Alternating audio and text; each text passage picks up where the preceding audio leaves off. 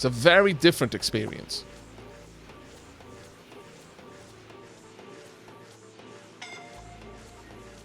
Okay, okay. Planeseeker, what's happening? Why is some of you leaving without suits?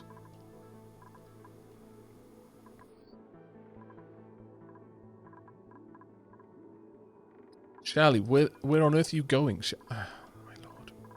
Okay, we've got a problem then.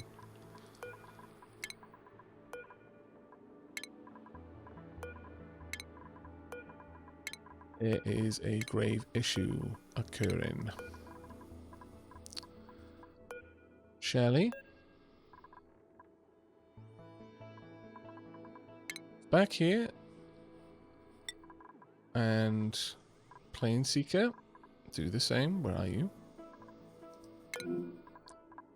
This is not a place for you to live or work without a suit. Without a suit, you will die. Please go home. Quickly. Right now. Boom. Alright, so now there are a couple of conditions that will activate should the need arise. One of them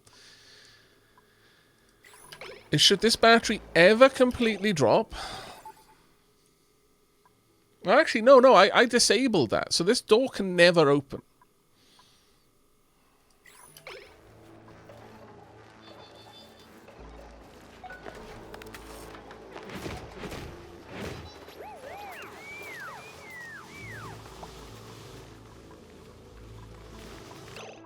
Okay. Planeseeker, you go get healed up. Who's stressed? Shelley and Planeseeker. Okay, Shelley, you go chill out. Shelley was our astronaut. I don't think Shelley has recovered yet from that experience. Where are you going, Shelley? Shelley, I took... Oh.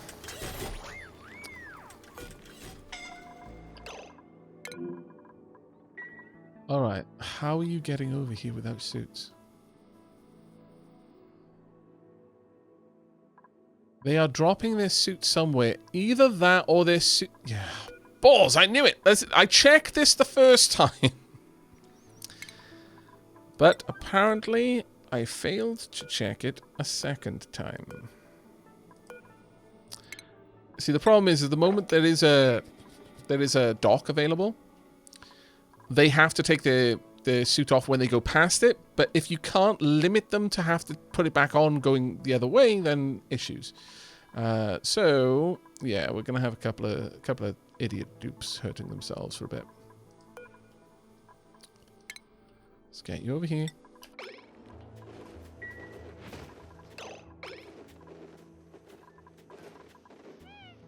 It'll be fine as soon as they disable that. The problem is that... Oh, right. Okay, so what happened there? Temperature... Oh, it's too cold. Balls, it's too cold for my buddy buds.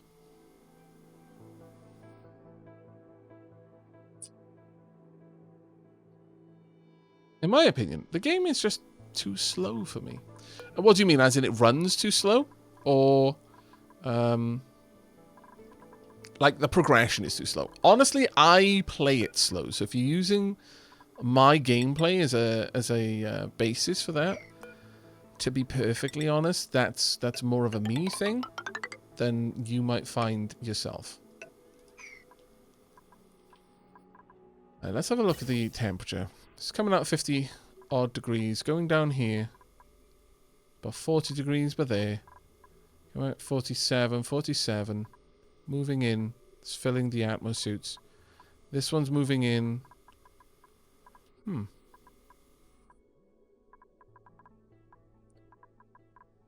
Okay. Starts... Oh, wait. Right, yeah. My cooling system is there. Okay. I may be chilling my... the liquids a little bit too much. Let's have a look. How cold is it when... How cold is the coolant that I'm using? 5 degree coolant. 5 degree coolant. Right, okay. So, I'm...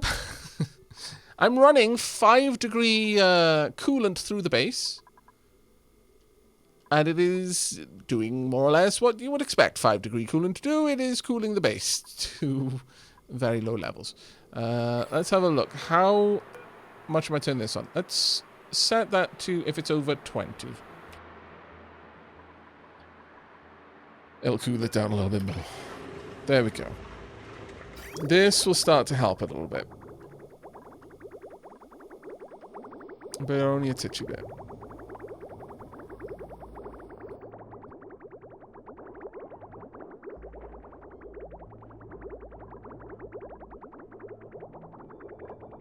Down here.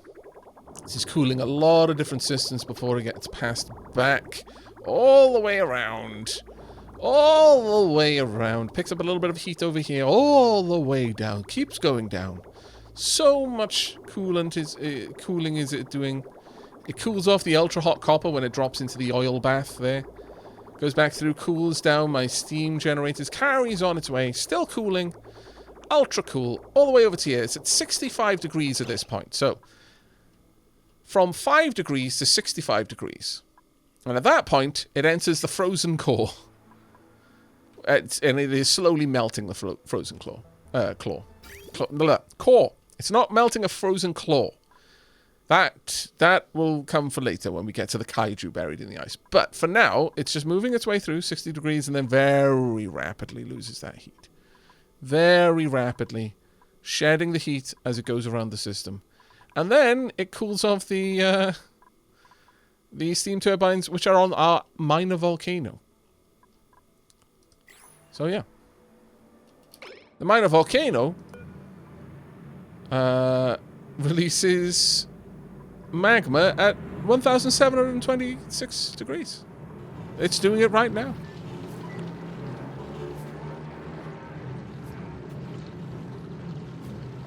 It's very hot. And this is the middle of this frozen core, hence the double insulation we got going.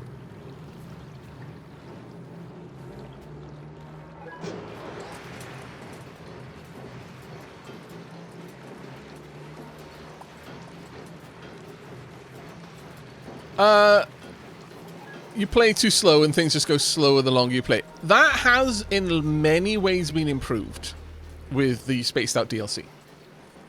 Massive amounts of optimization have been put into the game. It is a much, much, much better game in that regard than it used to be. Much the same over here. Yeah, 130, that's fine. So yeah, this is going to keep it going for a while. I've brought down some microchips just to get, you know, the most oomph out of this that I can. This is currently outputting 850. Once this is tuned up, it's going to be... Is that doubling it? I can't remember.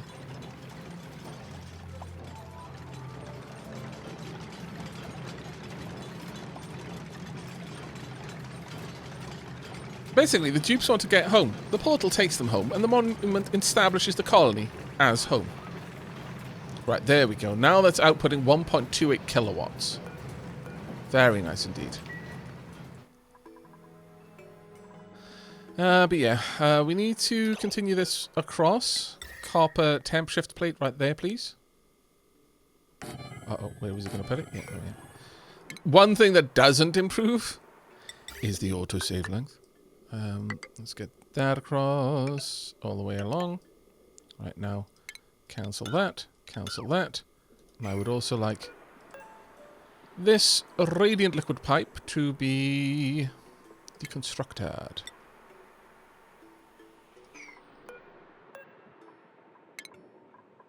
Or an 8.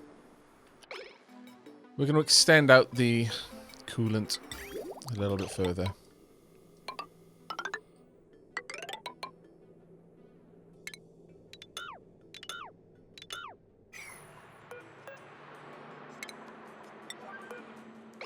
So many wart seeds down here. Yeah, this many wart seeds would literally irradiate an entire colony in space if we were running with the spaced out full DLC and had to worry about radiation. Everything would be irradiated.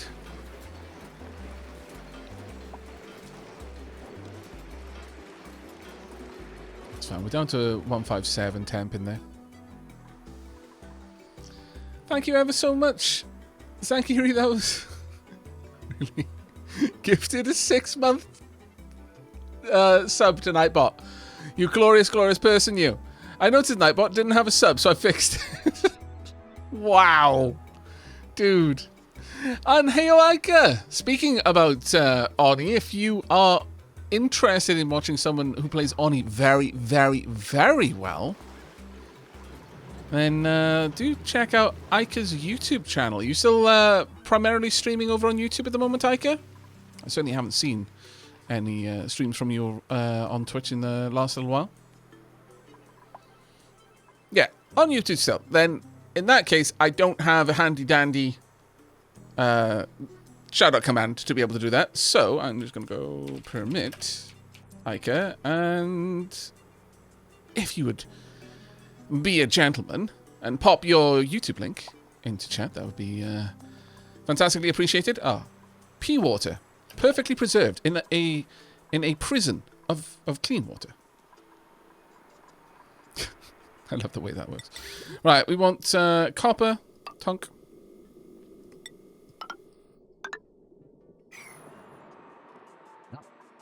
Let's get that going. Tiny little bubble of pea water once again. I really wish there was a little bit of an easier way to do this. Honestly, I could have built this a bit differently. To much better effect, but oh well. Right, I do need that to be done rather urgently, otherwise we are going to be in trouble. Cancel that for now.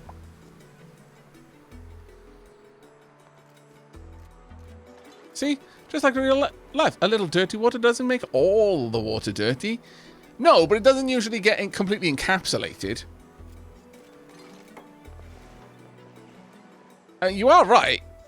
You are right. It would take a decent while for the whatever was in the dirty water to completely dilute and mix in with all of the rest of it. However, no, though there are some liquids that just won't interact. So you can end up with bubbles of liquid within another liquid, and it actually looks trippy as balls, which is appropriate because it usually takes the shape of like a teardroppy ball. At least when you've got it in motion. But if you let it sit still, it'll eventually either settle at the bottom or sometimes settle in towards the top and the / middle. It's a bit of a weird effect.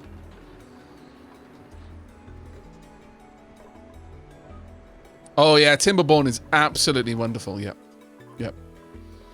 I remember when I checked that out way, way, way long ago. Absolute wonderful game. Alright, well, let's go and have a look.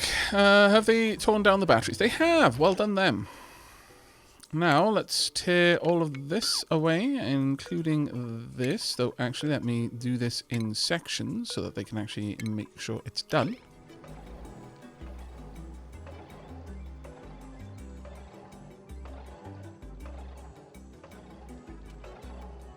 You can just say lava lamp, Aavak. Actually, a lava lamp wasn't the first thing I thought about with that, but you're quite right, yeah. You're quite right. That is effectively what's happening with the lava lamp. But I was actually thinking much more of I'm actually not sure what the liquids are, but effectively two clear mediums. So both of them look like water, except where their boundary lies, it becomes a mirror. It's really trippy.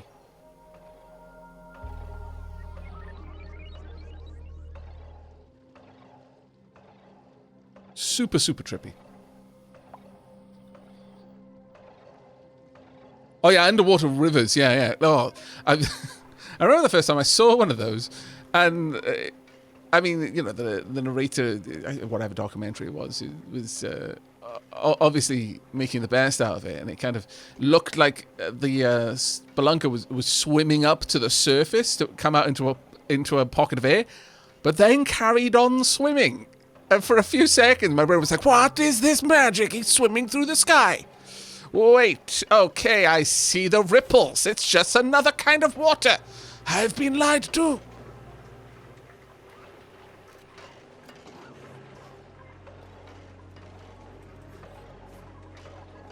Let's go and see if the frozen coal has been set up, because if it hasn't been... no, it has. There we go. Everything is working well again. Good, good, good. How's things going over here? Probably coming to collect the copper. Yes, we are. There we go. A little bit of copper dropped off there. Why? Actually, I suppose that is so bad.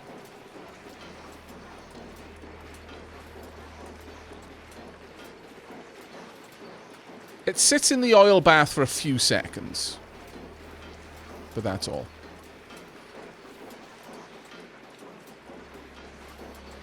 And at this point, these are just going to run for a while.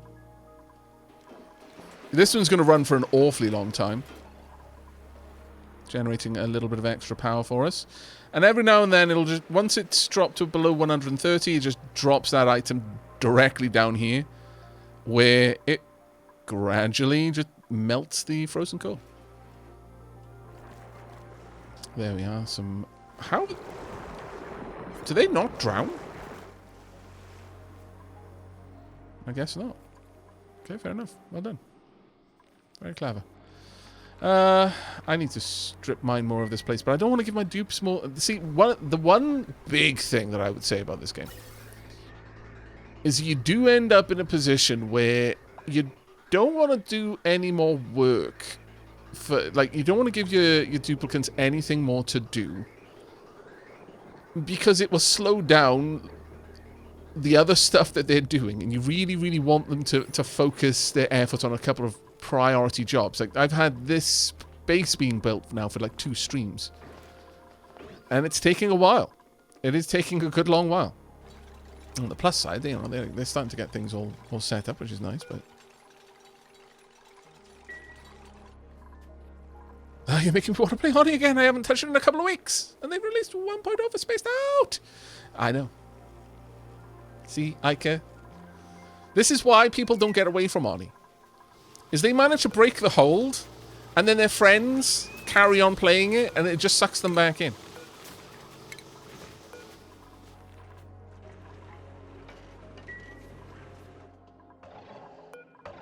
Let's get rid of this, and then we'll get rid of that. Then we'll build the molecular forge in here. And then we will make ourselves... Oh, okay, so I don't know the properties of thermium. Let me have a look. Again, like, this is basically the first time I've ever been this far in the game. I'm in completely new territory at this point. Thermium. So...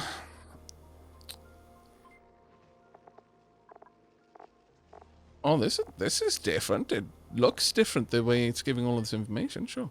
So thermium turns into niobium. I can get from 100 kilos of thermium, I can get 50 kilos of niobium and 50 kilos of sand.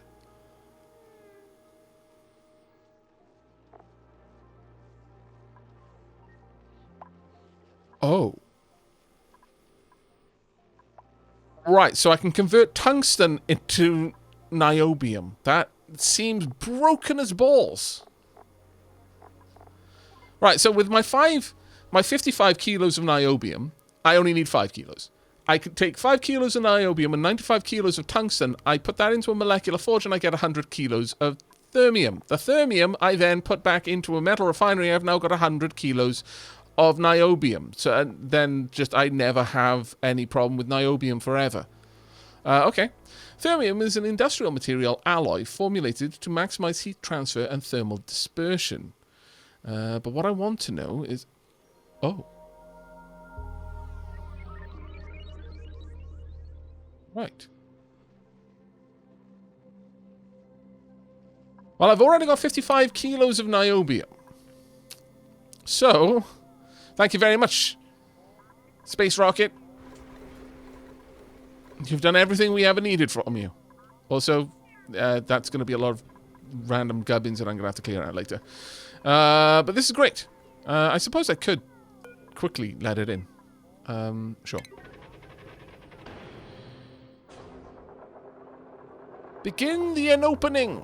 I should put a buffer on this.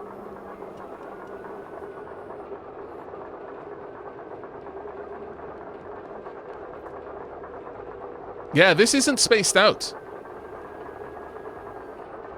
This is my original map.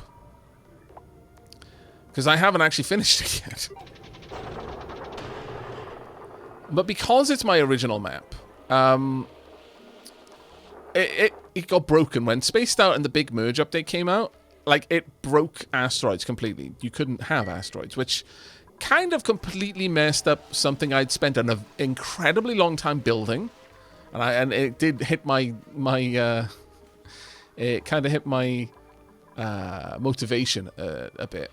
But they fixed that, so now you do have the Asteroids back in again. So, you know, my sweepies are doing their work, and we're getting plenty of materials from space. But yeah, I want to finish this before I move on to Spaced Out. Spaced Out looks... Well, I've played a little bit around with that in my own time, like on a separate save. And I was warning people in chat earlier, it's like, yeah, you know how everyone would build... just happily go ahead and build... or rather plant weezeworts everywhere. Yeah, no, that's really not a good idea anymore. Those things are really not safe. They're quite radioactive.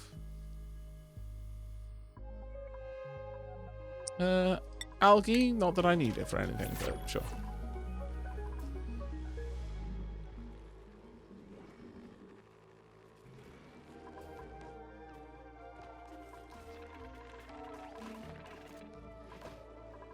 Right, now, did they finish off sweeping that? They did. So, at this point,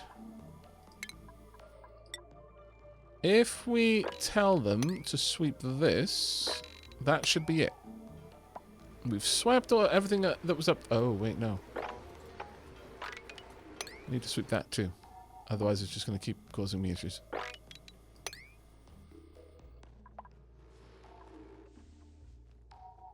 Once that's done, I'll be able to sweep this up. Or rather, mop it up. As the case may be. Is hammerting under my radar? I've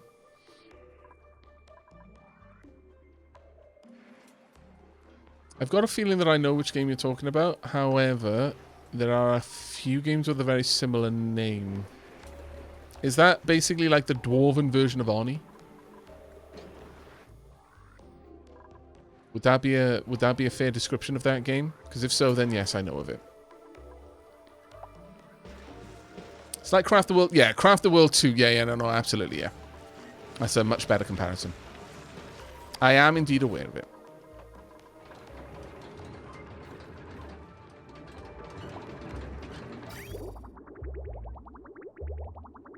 No idea how they got there. How are my slicksters doing? Have they got a lot of CO2? Yeah, they kind of do. It's not bad at all, actually.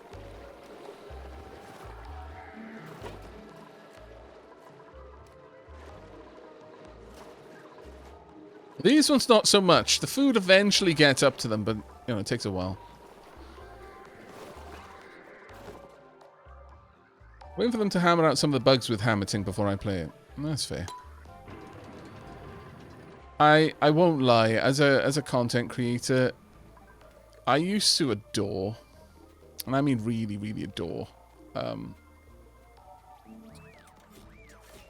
playing early access games.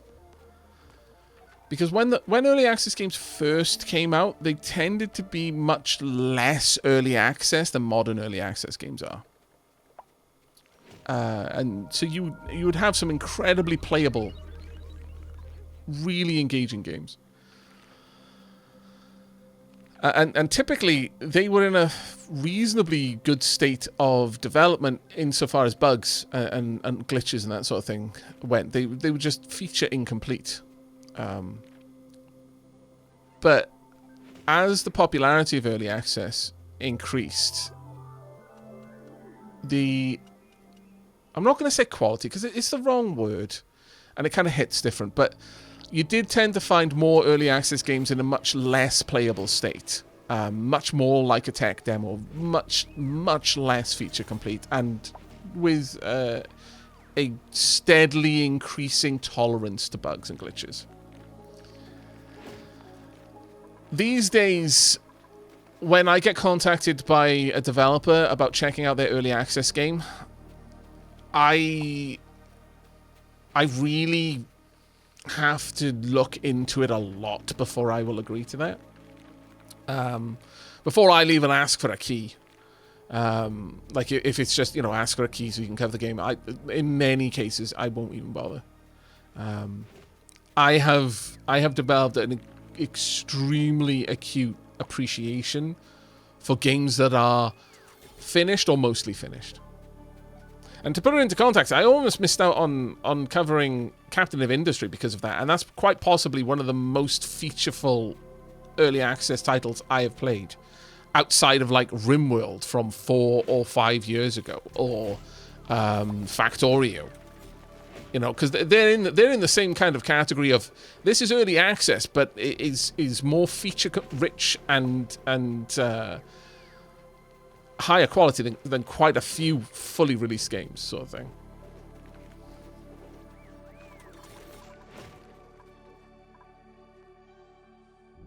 How are they doing with all of this? They're actually doing quite well, but it is continuing to drip along, which is a pain.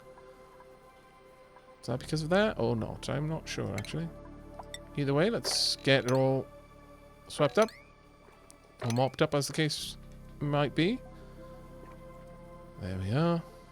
I could just let that through, I suppose, but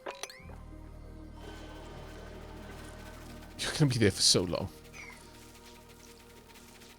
Just enough liquid here for you to have to mop it up. Oh, poor you. Oh, it is still dripping. Oh, no! Okay, it's... I'm making this problem. I'm the one doing it. Oh, dearie me. My bad, dupes, my bad. That's on me. Did I ever play Nomoria? What? I was about to say that a 1.0 release also doesn't guarantee anything anymore. Looking at you, Icarus. Yeah, no. Some games don't, like, release in name only. And sometimes it's because of various restrictions. I'm not going to lie. When 7 Days to Die basically said they were released around Christmas last year, or it might have been the year before, it was basically just to push sales on Steam as they went into Christmas. It went from somewhere in alpha to basically released. I was like, what? Is this released? I had no idea. And then not soon after, it was back to being alpha whatever number again. Or they might have said it moved into beta or something. I can't remember. But it was like a massive jump in its like version terminology. And it came out of nowhere. But it was just before Christmas. So it was like, right. Yeah, sometimes release just means that it is at a point where they are no longer going to be working on it. And that is absolutely a fair call. You wouldn't expect someone who made you a burger to follow up on that by continuing to retroactively adjust the taste that you remember from that burger. So why should developers have to, be basically tied to it for the rest of their lives? I completely appreciate the issues with the expectations placed on people, but there are certain situations in which I feel that some developers have grossly misrepresented a product and knowingly use terminology that creates a certain expectation, fully aware that they are not going to meet that expectation. So rather than managing their customers' expectations, they just let them make erroneous assumptions and feel that makes them conscience clear. Well, we didn't say it was going to have all of these things. We just said it was released. Yeah, and you know, big and small. You know, well-beloved and newcomer alike. This is not unique in the industry. And Cyberpunk is a very, very good example of that, actually. Cyberpunk is a tragic example in some ways.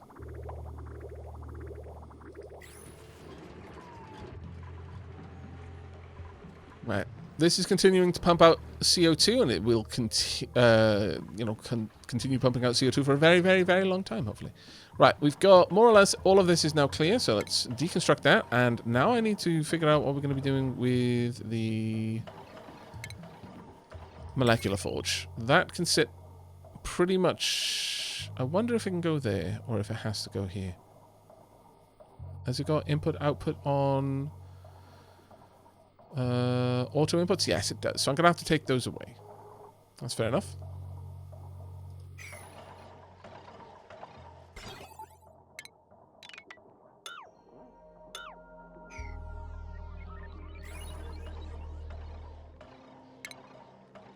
I'll make it out of steel. Or pop it right there. Sure.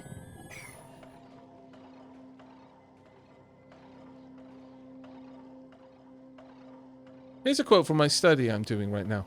A religious service would not generally be conducted in a pub, for example, though some people may disagree. Okay.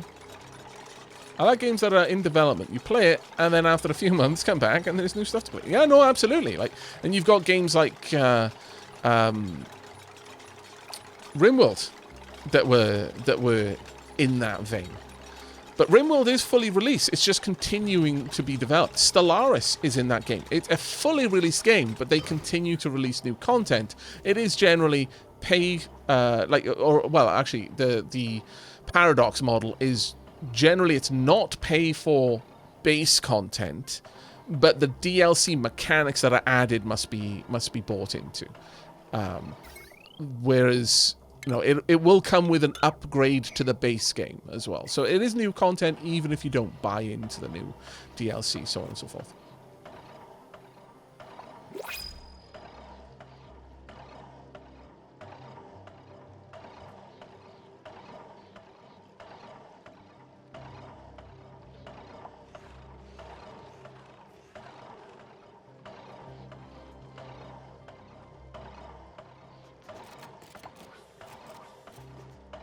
Yeah, games are very hard to make. Ooh, supercoolant. We need fullerene for that. Insulation needs... How does one make insulation? Insulator. Okay. Visco gel needs insulator as well.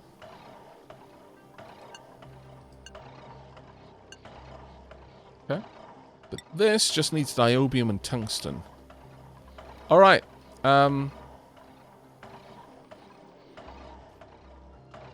I guess I make 5 of them.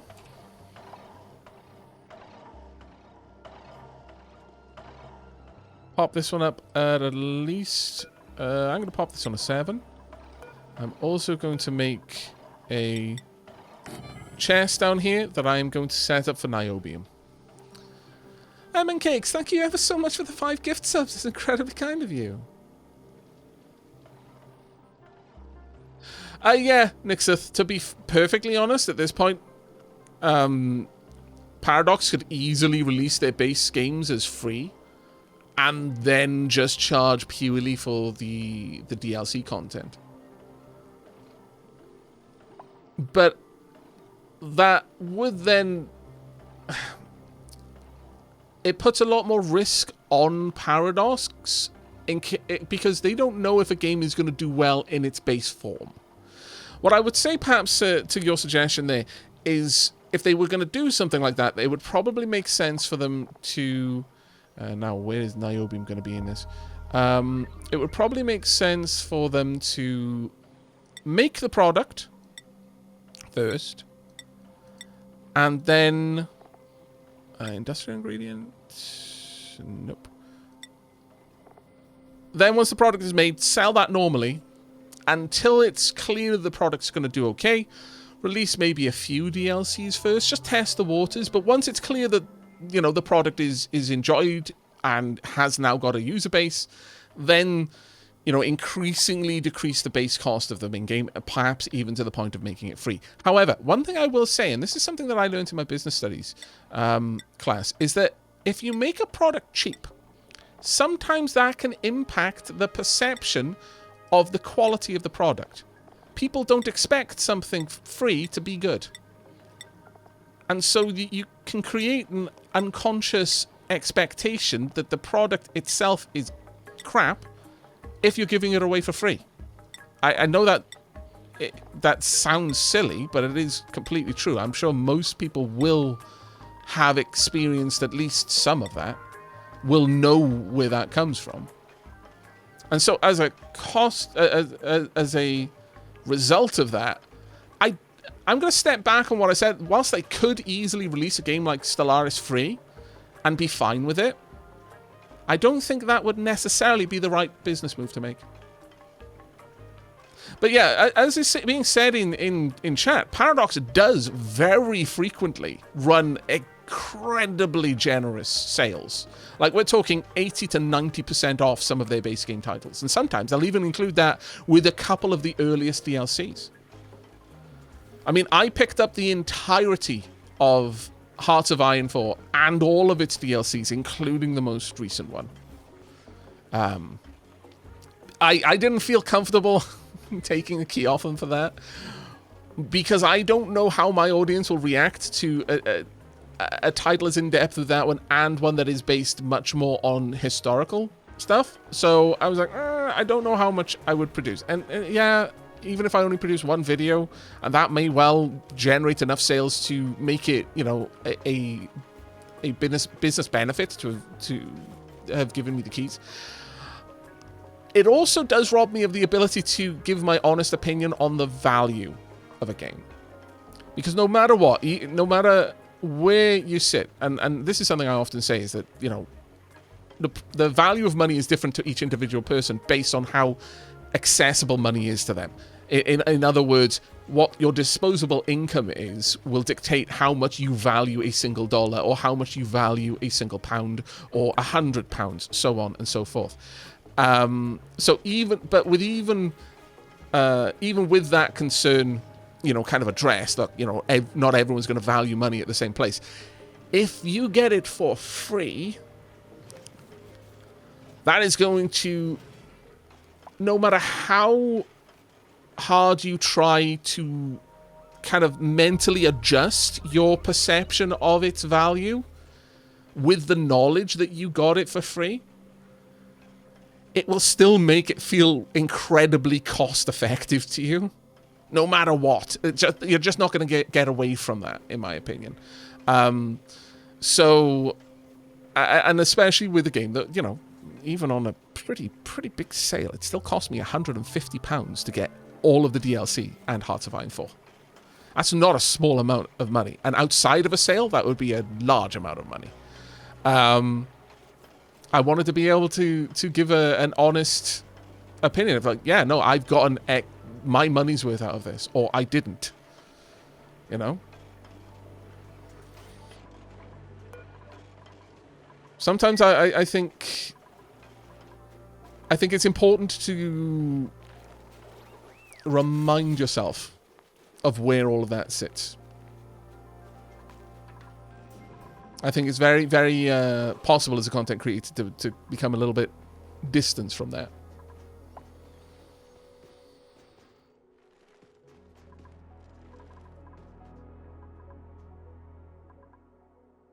Is there night in space? It depends on what your, you know, where your point of reference is. What am I making this out of? Sedimentary rock. Do I have sedimentary rock? Yeah, I've got loads. I've got 25 tons of it. Yeah, we're fine. I mean, you know, let me hold up my hands here. I'm not virtue signaling. I don't do that for every game. And if I really wanted to be, you know, absolutely able to give a completely unbiased opinion, I would do it for every game, and I don't, and I don't intend to. So, you know, I'm not some sort of saint, But I do think that it is important to kind of dip your toes back in the water every now and then. When I got into the water was a certain temperature, and I've now become completely accustomed to that temperature. And even though the temperature has changed, it's been changing so subtly whilst I've been in it that I've not noticed the change. Every now and then I need to step back out, acclimatize to the temperature outside the water, and then jump back in to be able to tell you, yeah, it's hot or it's cold. You know, if I sit in the pool for an hour, don't trust necessarily my opinion to be completely objective about the temperature of that water. I've had an hour to get used to it, and that is kind of where I sit with games and getting keys all the time. I think it is important every now and then to step out and step back into the pool, just so you can give as accurate an opinion as you can.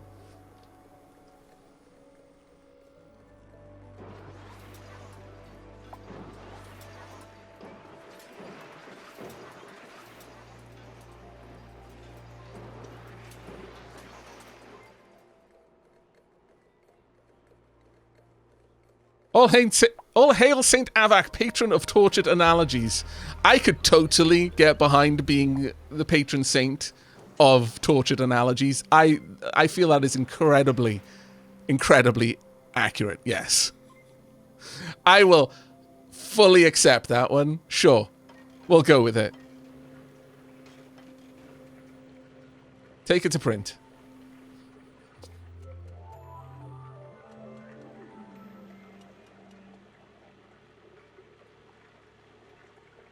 In good fun, of course. I took it in good fun. Again, I'm Welsh. You actually have to be really, really explicit if you're trying to insult me.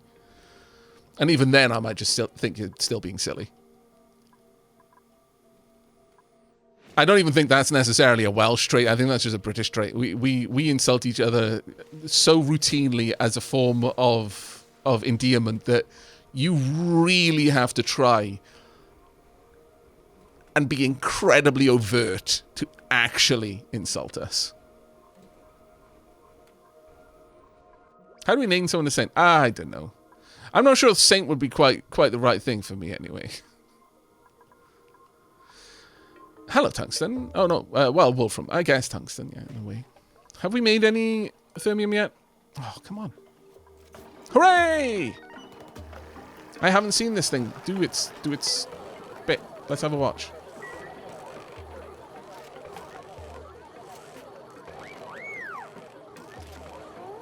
Icarus, thank you very much for the Prime sub, mate. That's super kind of you.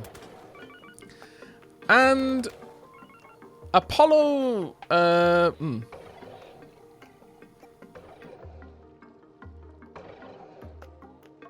Apollinuska?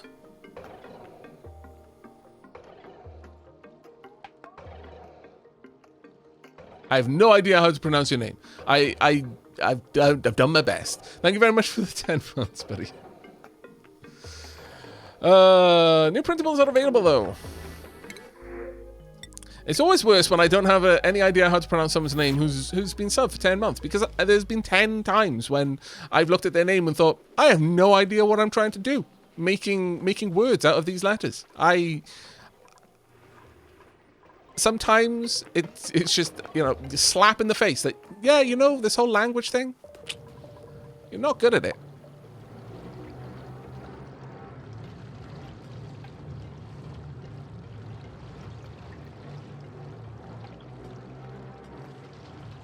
Aavak's correct title is Dear Lord, as in, like, Lord of the Deers? Am I Cyrnanos? Am I the Wild Lord? Am I the Antlered God? Do all the wild creatures and fae of the forest bow down to me? I'm totally on board with this one. Or are you kind of going more with Dear Lord? As in beloved. I don't know.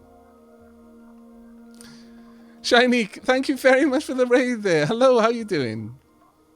Derp Lord is probably the most accurate, yes. Sad though I am to admit it.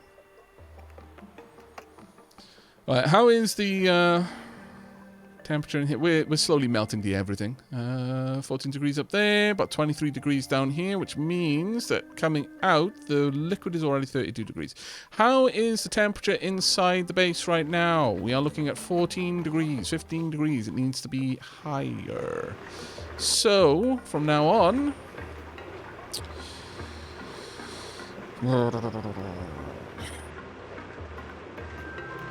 30 degrees.